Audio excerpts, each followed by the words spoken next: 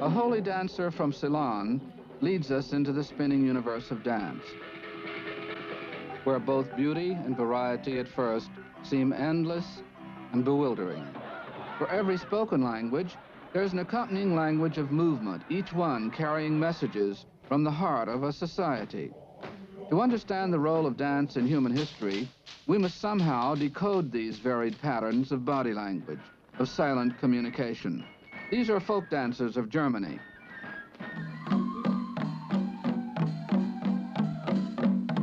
These, whirling dervishes of Turkey. Ostrich dancers from the Andes.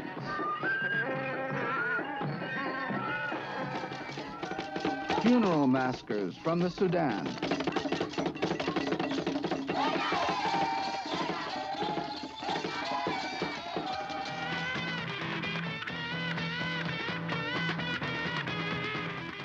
Americans at a Sunday afternoon love-in in Los Angeles. What have these different movement styles, each one apparently so unique and so irrational, what do they have to tell us about the history of culture? With choreometrics, we enter this planetary kaleidoscope, looking for steady pattern, searching to find measures of movement that vary regularly with culture and with social structure. This Burmese hill farmer appears to be tracing intricate circles with his movements. We'll begin our search here, observing the tracing of the limbs through space. And in part one, test out a sort of human geometry of the dance. The straight line arm movements of these Navajo girls define a one-dimensional system, in contrast to the curving, two-dimensional arm style of these Spanish girls.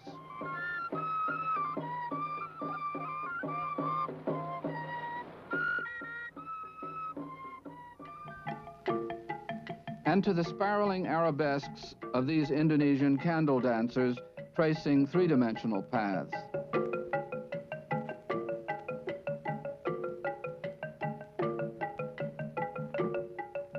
The up and down bouncing and linear arm shaking of these New Guinea dancers shapes a one-dimensional style, contrastive to the curving two-dimensional gestures of these Polynesians,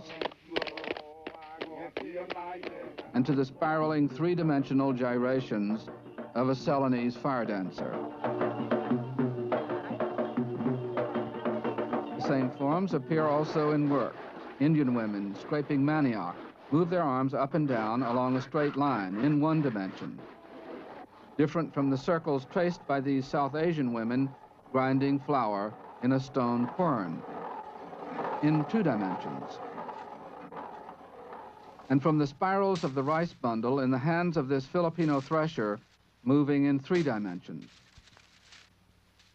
All human behavior can be compared along this scale, and the proportion of one, two, and three-dimensional movement varies in interesting ways. In simple economies, 70% of the dances are highly one-dimensional. The explanation may lie in the kinds of tools a culture has. The members of simple economies using only stone or wooden tools must literally wear their way through hard reality by scraping like these Maracatari women, by rubbing to make fire by friction, like this New Guinea Highlander, or by pounding like these Jivaros beating fibers, or by poking to spare their brittle wooden arrow tips. These Cuivas carefully poke them straight under the bank.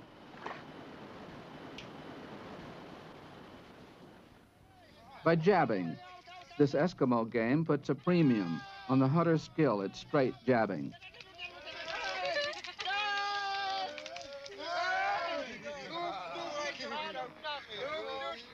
A wooden tool may be easy to make, but its fragile edge limits it to careful straight strokes. Thus, the relative fragility of the points and edges of stone and bone and wooden tools impels their users to linear action, whereas a harder metal blade encourages a curving, changeful, slashing approach.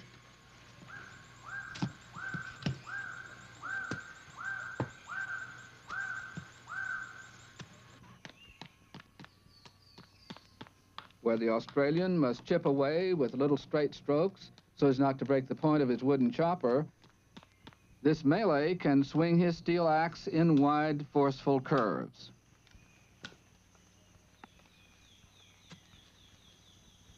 A South American gardener gently opens up the earth with his digging stick while his wives plant in the crevices. Their linear style damages neither the delicate topsoil of the jungle garden nor the point of the digging tool. And when these Maracataris dance, a man with a staff like a digging stick in the lead, the women following, the whole group stepping straight, they reinforce the linear style of the garden scene. Manioc cultivators all through the Orinoco Valley dance this way. These are the Barasana.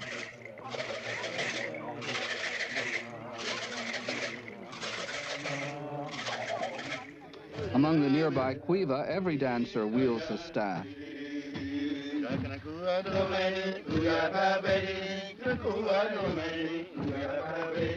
And so in South America, in New Guinea, wherever tools of stone and bone and wood are common, linear movement prevails.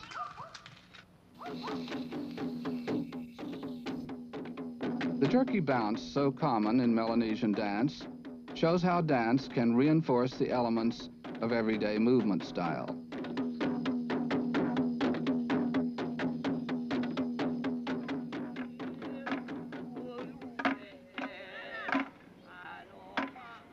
And in the same way, the two-dimensional arm dances of these seamen of the Coral Isles mime the wide, slow curves they use in handling their canoes. The iron sickles of Hausa gardeners loop in the big curves Africans employ at work and in the dance. Indeed, a fluid two-dimensionality is typical of Black Africa.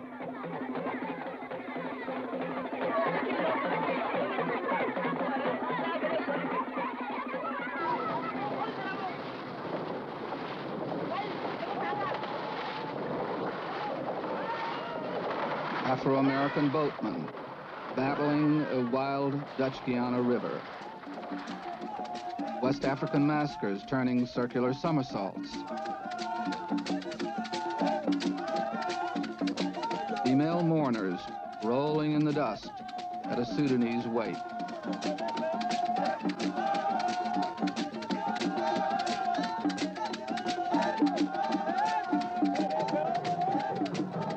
Dogon headdresses sweeping round like sabers.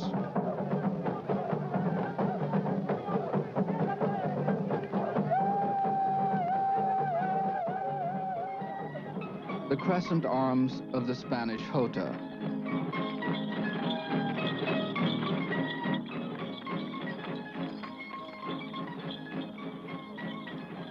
A Yugoslav farmer swinging his steel scythe in the wheat. All these are typical examples of curving movement from cultures that use metal tools. Indeed, where metal is traditional, more than 80% of the dances are likely to be strongly curvilinear. Perhaps metal benefited mankind by permitting a more flexible approach to tasks. Metallurgy and two-dimensionality are related to increases of productivity and centralization of government. Three-dimensionality, illustrated in this scene of the military art of South India, further illustrates the tie between curving movement and increasing stratification. 80% of the dances in large states are high on such three-dimensionality. In fact, one may map the whole zone of classic empire from China to Spain by the relative frequency of spiraling forms in dance. This body spiral is in a Spanish jota.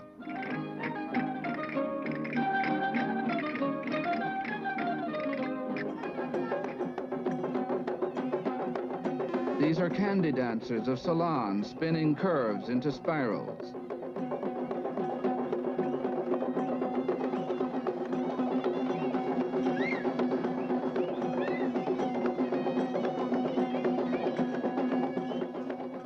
And these are Gans from central India.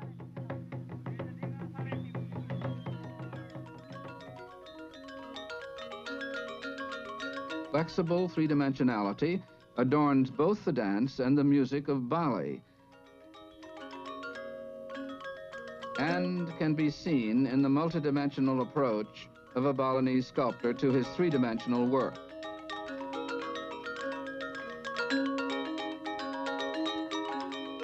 The hands of these Siamese dancing girls twist like spiked flowers. A Formosan priest appeals for a good harvest with spiral hand gestures. Monkey, the comic hero of China, land of irrigation and rice, shapes shining spirals with his baton, showing off his hand skills.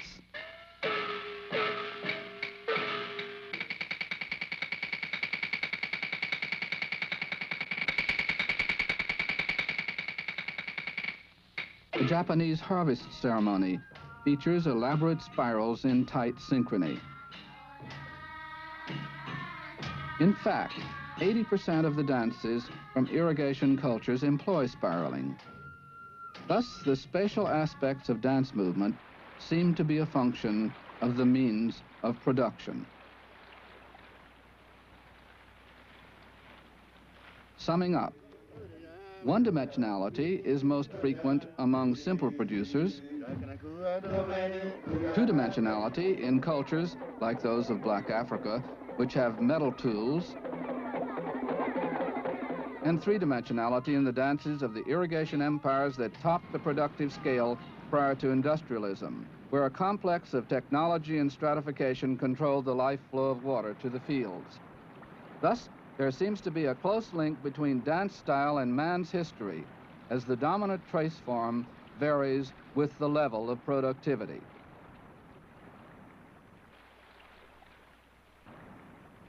The second measure of dance style concerns the middle of the body. One observes whether the chest, shoulders, belly, or hips are moved out of line with each other. This we term multi-unit style. Or whether the torso is handled as one segment in single-unit style. On screen right, note the multi-unit trunk use, 90% of which occurs with full agriculture. On screen left, single unit, accounting for 87% of the dances of simple producers. This contrast between solid and articulated trunk styles also varies with climate. About 90% of multi-unit dances occur in warm latitudes. Multi-unit is tropical. Contrary-wise, 85% of the dances from cultures in cold latitudes employ a block-like posture, as notable among these modern Ainu as among their ancestors, dancing at a ceremony of bear sacrifice.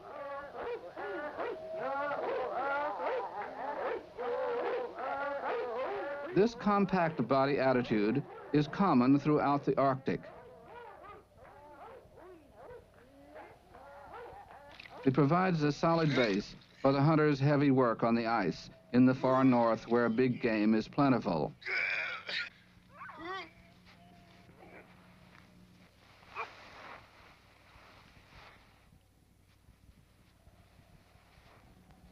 When the Eskimo hunter begins his long wait on the ice at the seal hole, he settles into a wedge-like single-unit posture to face the polar cold.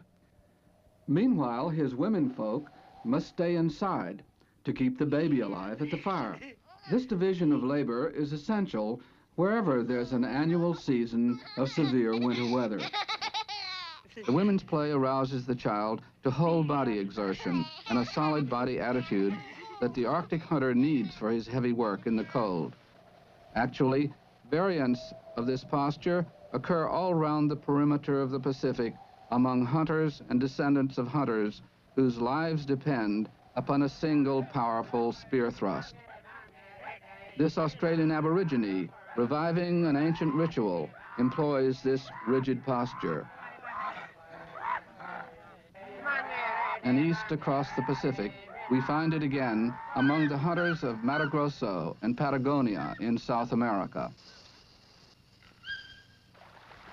This Umatina Indian is stalking a fish along a riverbank. He shoots it.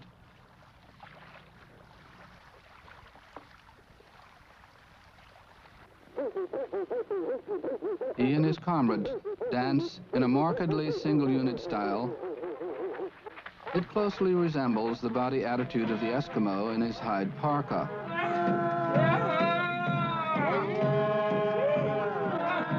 Among hunters, the man is usually stage center, dramatizing his food-getting role, while women watch appreciatively at the side. Thus, the hunter-fisher single-unit stance, brought from Siberia, reinforced by life in the American Arctic, passes south. It shapes the dance style of the salmon fishers of the northwest coast.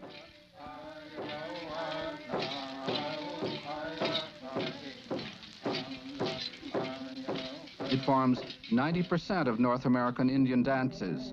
In the Southwest, at a Navajo ritual,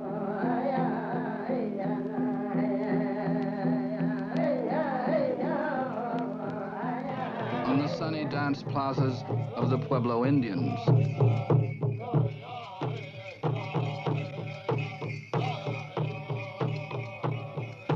Single unit lives on among all the descendants of the Siberians, the first Americans, as it does among these latter-day Aztecs, honoring their ancestors on the great plaza of Mexico City.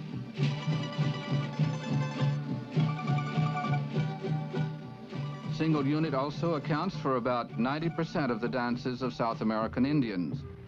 Note the solid stance in the work of these Chapaya Indians, descendants of the Incas, and in their sober dance to panpipe and drum.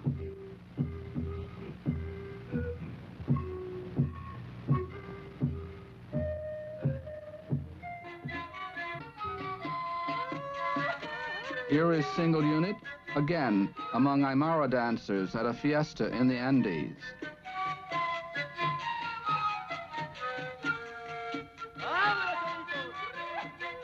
And from the mountains through the Amazon basin, the solid block-like torso is universal, as among these Kamayura of the Chingu.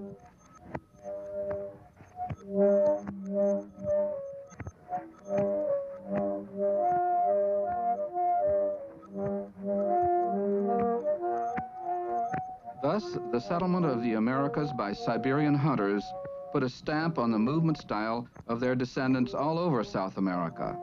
And one finds it all round the Pacific. Australian dance is more than 90% single unit.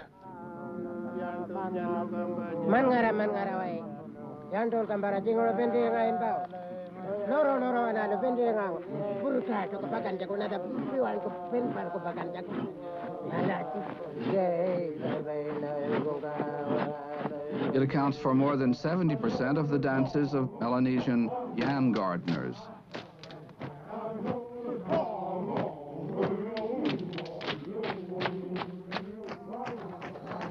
And though less frequent in Malaysia, single unit torso is striking among these Indonesian hunters, the Mentawai.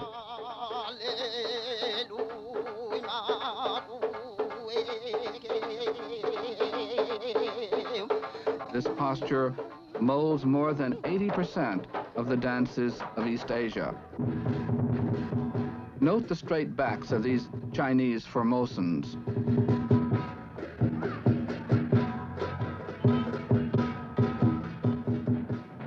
It dominates Japan. These deer maskers move their torsos as one piece.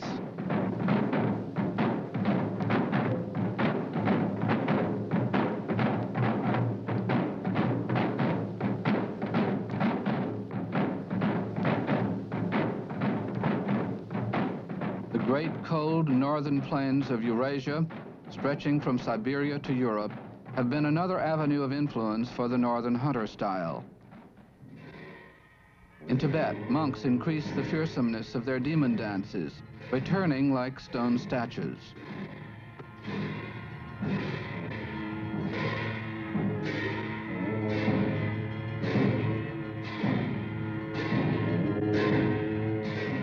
In Central Asia, the Uzbeks, descendants of Genghis Khan, perform a stiff-waisted horseman's dance.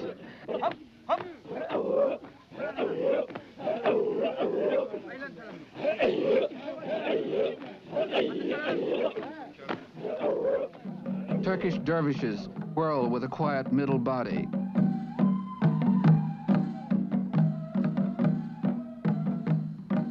Single unit, Europe's link to the Arctic, is the rule in most European dances. These are Carpathian poles.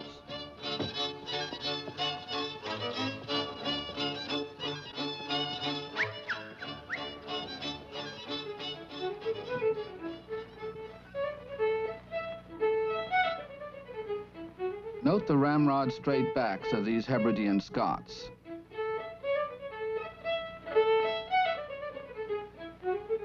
The roots of their long ways dance can perhaps be seen in this English horn dance, an emblem of Britain's not too distant hunter past, as their leader presently remarks. And this is dancing too. Believe it or not, they've been doing this in England for over 1,000 years.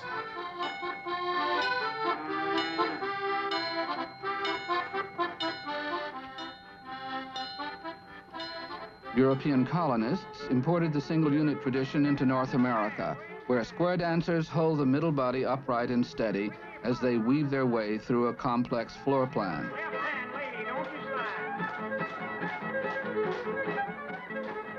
It's America's uniqueness that here the undiluted single unit style encounters and lives with its opposite, the multi-unit style of Black America. The torso of this Harlem professional bursts out in high-speed energy that shifts between body parts. And he can flick into instantaneous synchrony with his partner.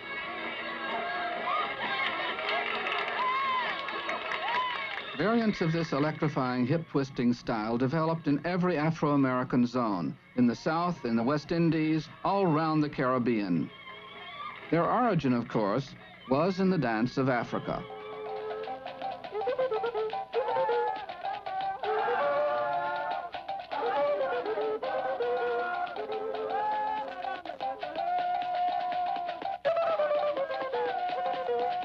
West Africans are said to encourage such hip-rocking dances to prepare young people for the responsibilities of marriage. They seem to be more common in female than in male dances, and this may explain their special prominence in Africa and other tropical regions, since their women often outdo men as food producers, and thus their movements hold the center of the stage. In warm latitudes, a woman is not housebound by the weather if she has a child. She can take it with her to her work. Thus, 88% of West and Central African dances and 90% of South African dances are multi-unit. These Luba women, who are gardeners and daughters of gardeners, twist proudly.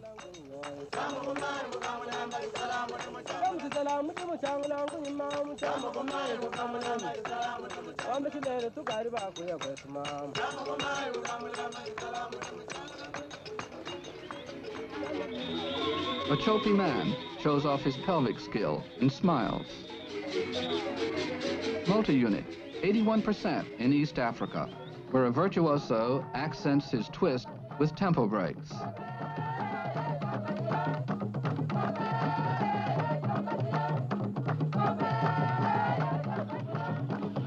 These Wakambas of East Africa employ vertical undulations, as well as a myriad of other multi-unit devices.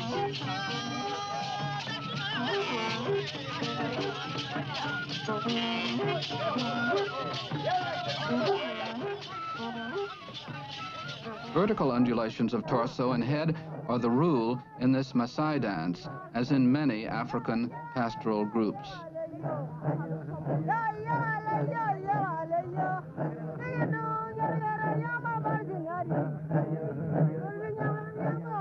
In North Africa, multi-unit drops to 65%.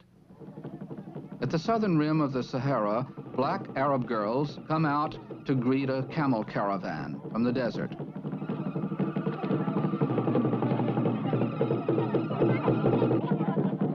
Their torsos vibrate and undulate vertically. In Morocco, professional dancers combine vertical with horizontal torso movements in the belly dance, probably known to the temple prostitutes of ancient Egypt.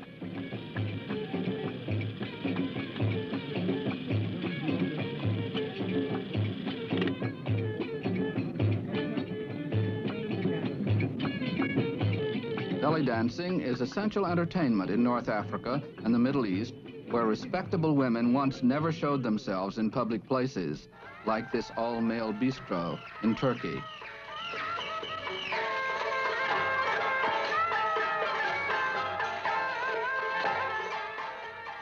In Central Europe, where women share the farm work, they sometimes also swing their hips, as in this Hungarian wedding dance.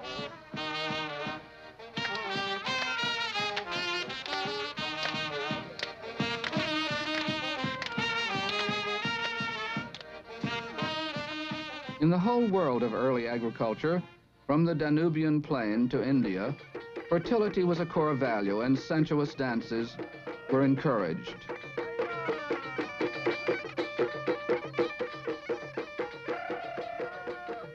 Multi-unit is one more link between India and Indonesia, where a more restrained style confines itself to swaying hips and subtle shoulder gestures.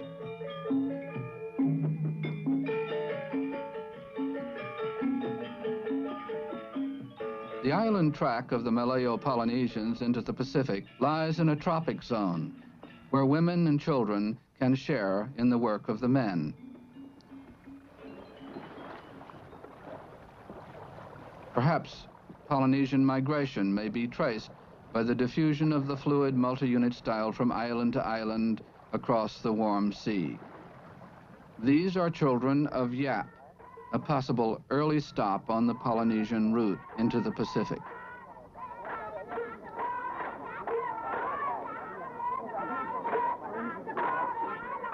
A 1,000 miles east to the Gilberts, where the multi-unit continuity is maintained in the pelvic virtuosity of these Micronesian women.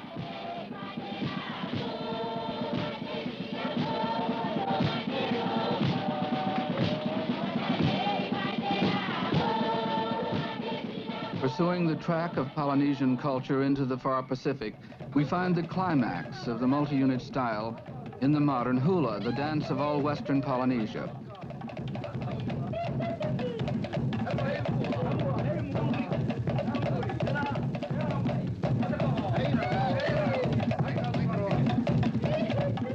Perhaps the eroticism of the hula has to do with the unusually high position that women hold in Polynesian culture. Now on this green world, we'll map the body attitudes. We'll use blue for the single-unit hunter style in North Eurasia and round the primitive Pacific. And we'll use orange for the multi-unit gardener style of Africa, South Asia, and Polynesia. Both regions are examples of the effect of climate and the sexual division of labor on dance and on movement style. Familiar regions of culture will emerge from this map as we subdivide these ancient zones of movement style by using one more of the many choreometric measures of dance and movement, the scale of trace forms. Remember, we note 3 geometric patterns. First, straight line movement in 1 dimension. Next, curving circular movement in 2 dimensions. Third, spiraling movement in 3 dimensions. Of these 3 types, one-dimensional movement is the major case in the Circum-Pacific. Vertical lines striping the single-unit blue of Australia and the islands north to Japan indicate the frequency of linear movement, as in the straight-arm chop of this Australian bushman. And in the linear arm movement, the up and down bounce that accentuates the rigid trunk of these New Guinea dancers.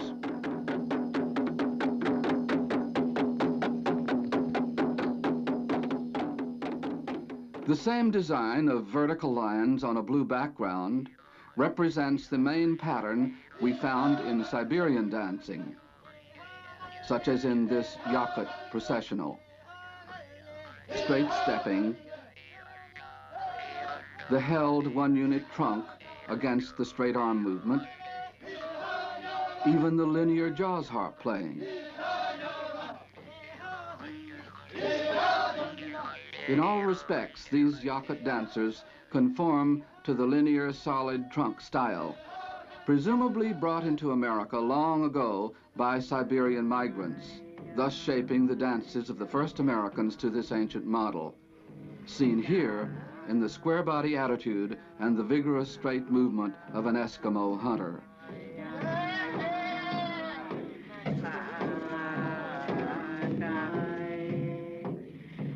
This style filled both North and South America with people. For example, among these Orinoco Valley Indians, the Siberian processional comes alive again in a ritual dance of solid trunk and linear movement.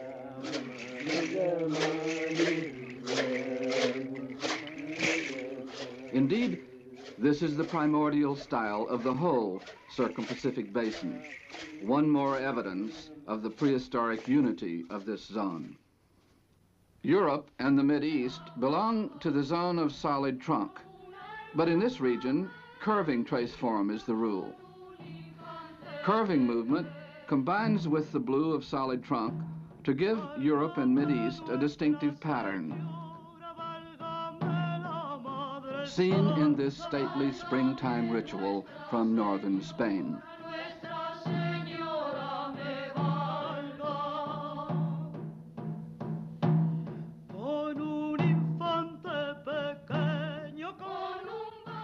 In orange multi-unit Africa, rounded forms such as these Bantu girls employ produce another pattern, multi-unit combined with curving.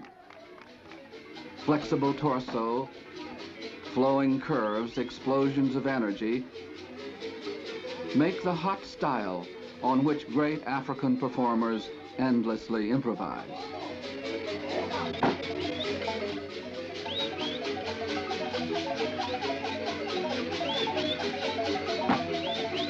You see it in this Chopi ballet. And again in the dances of Black America, from Harlem to Rio. The Maritime Pacific is also a red multi-unit zone, where curving two-dimensional movement is the dominant trace form. Typically, these hip-rocking Gilbertese women use curving arm gestures, a combination seen again in the fluid, playful, erotic style of the modern Polynesian hula.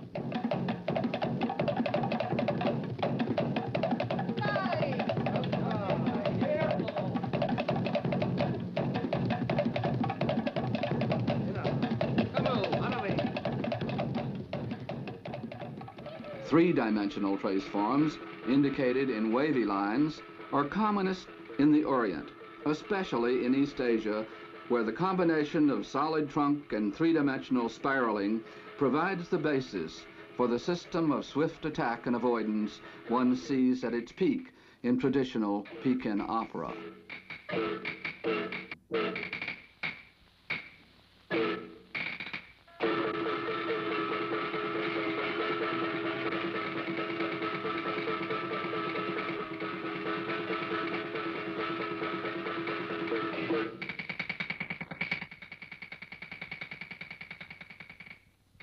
The wavy lines also point to the importance of three-dimensionality in South Asia and in Indonesia. Spiraling hand play, rolling eyes, looping arms combine with a mobile torso to create the subtly ornamented dance forms one finds in India, in Java, and in Bali.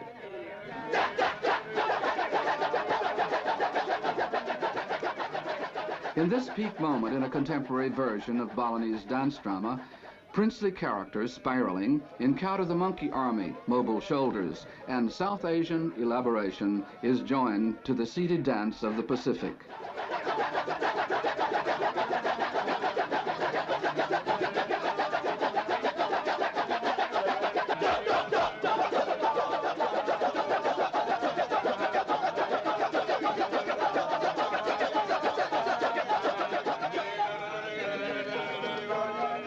Thus, two choreometric measures of easily observed aspects of behavior bring order to the kaleidoscope of dance and culture.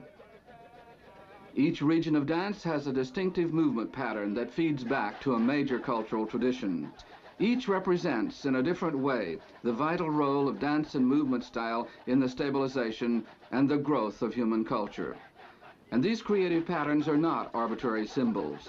Instead, they represent the interplay of economic productivity and a climatically influenced division of labor on both dance and human history.